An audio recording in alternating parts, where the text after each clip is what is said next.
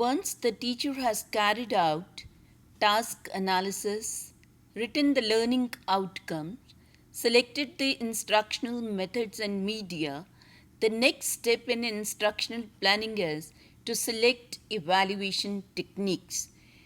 Before we switch over to evaluation techniques, it is essential to understand the concept, types, and purposes of evaluation.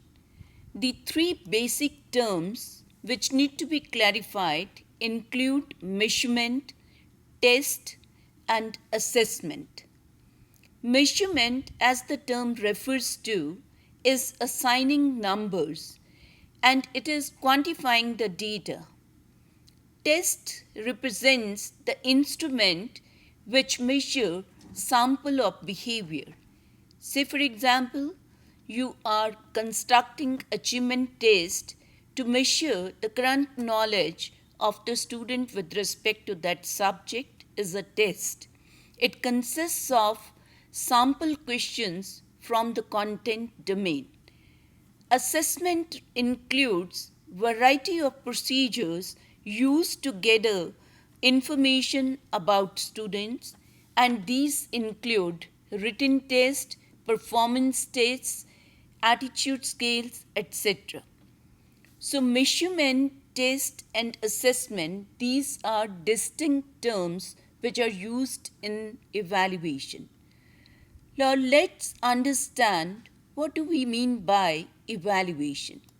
There are numerous definitions which have been put forth by different people, and if you go through the definitions, you will agree that evaluation simply refers to the extent to which the instructional objectives or learning outcomes have been achieved. It is concerned with collecting information, analyzing the information, and interpreting information with respect to determining the extent to which instructional objectives or learning outcomes have been achieved.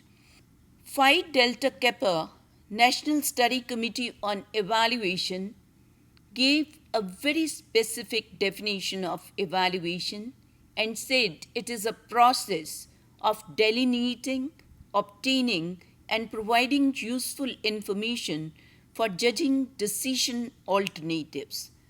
As a teacher, you take number of decisions. You can decide whether the student need to be retained in the same class or allowed to go to the next class. You take a decision whether to continue with the same topic, repeat the topic, or switch over to next topic. You take a decision whether the students have mastered the knowledge or student requires additional input to master the knowledge.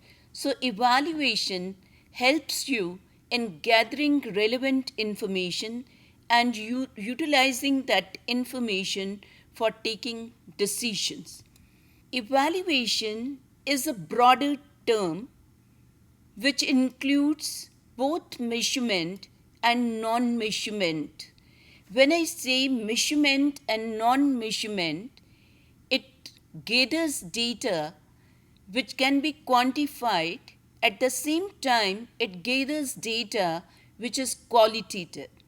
For example, if you are concerned with the student punctuality, regularity, you are concerned with the students' cooperation with other members, you are concerned with the student behavior in theory or in practical classes, most of this behavior is qualitative and you need to gather information which is not quantitative but qualitative.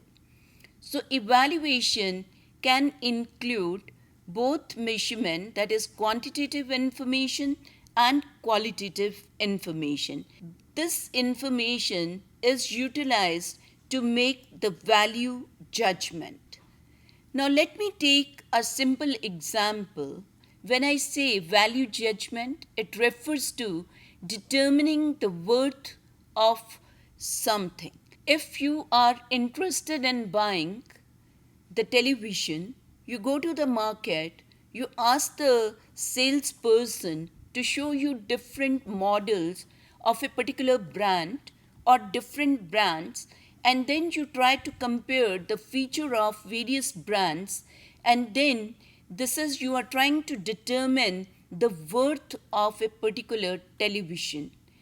And after you have assessed or determined the worth, you take a decision whether to buy that television or not. Similarly, when we talk in terms of evaluation of students' performance, both quantitative and qualitative information and data which has been collected, that is utilized to determine the worth and then taking the relevant decisions. There are different types of evaluation: formative evaluation, summative evaluation, placement evaluation, and diagnostic evaluation. Let's find out what is the difference between formative evaluation and summative evaluation. Formative evaluation is concerned with monitoring the progress of students during the process of instruction. That is, formative evaluation is carried out during the process and it helps the teacher to monitor the progress of student with respect to the learning outcomes. That means whether the students have achieved learning outcomes or not.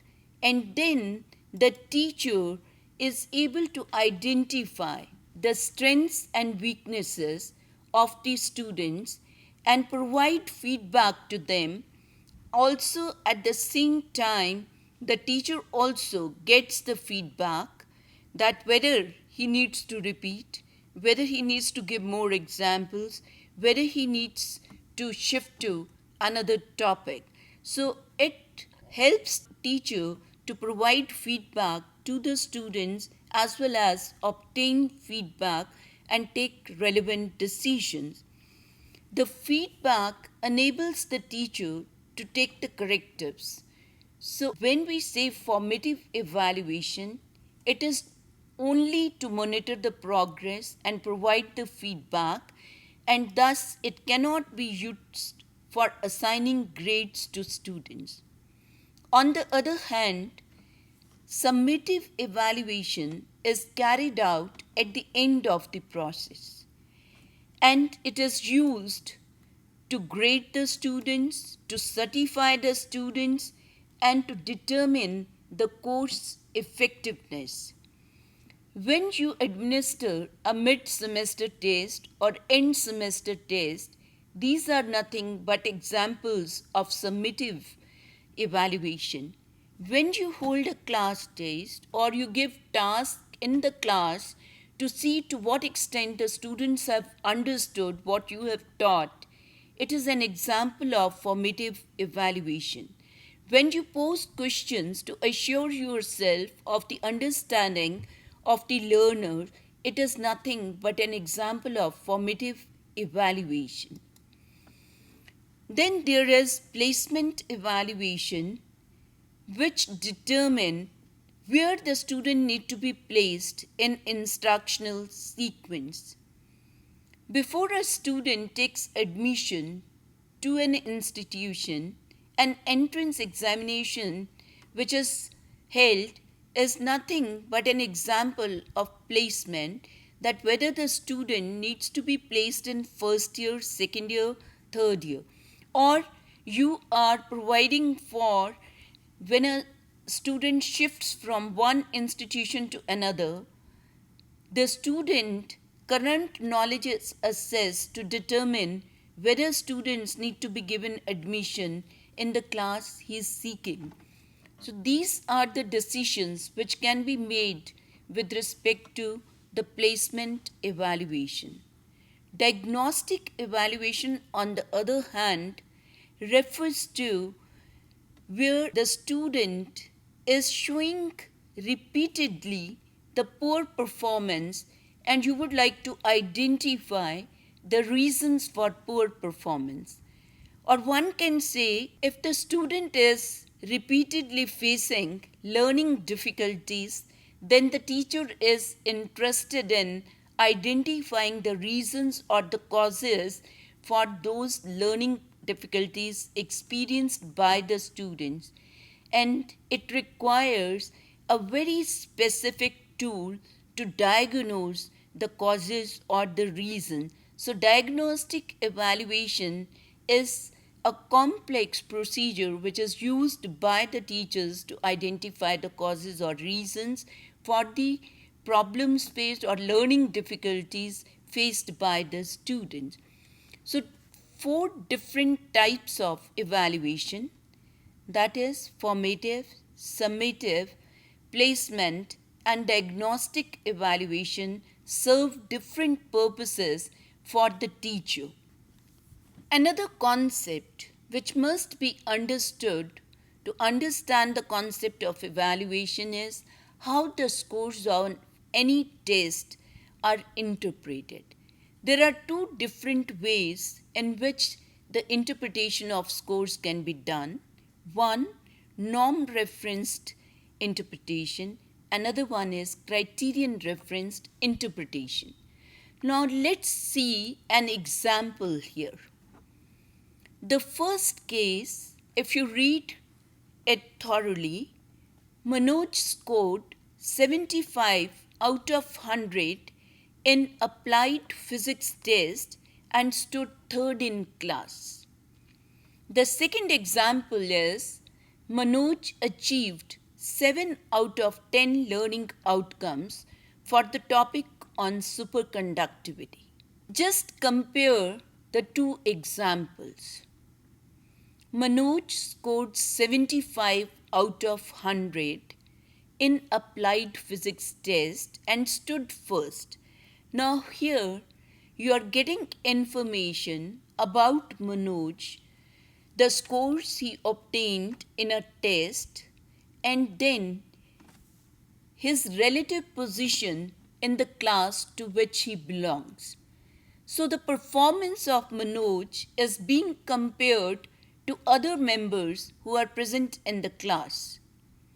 In the second example, you see that it is with respect to the learning outcomes which have been specified for a particular topic, and the statement shows that out of the 10 learning outcomes, Manoj is able to achieve 7 learning outcomes. Here, Manoj is not compared with the performance of other students in class. So, you can interpret the results in two different ways. If you try to determine the relative position of a student in a class and you compare his performance with other members of the class, it is referred to as norm referenced interpretation of scores. And if you try to determine to what extent the learning outcomes have been achieved by a particular student and you don't make any comparison and you have an external criteria set, so it is referred to as criterion referenced interpretation of scores.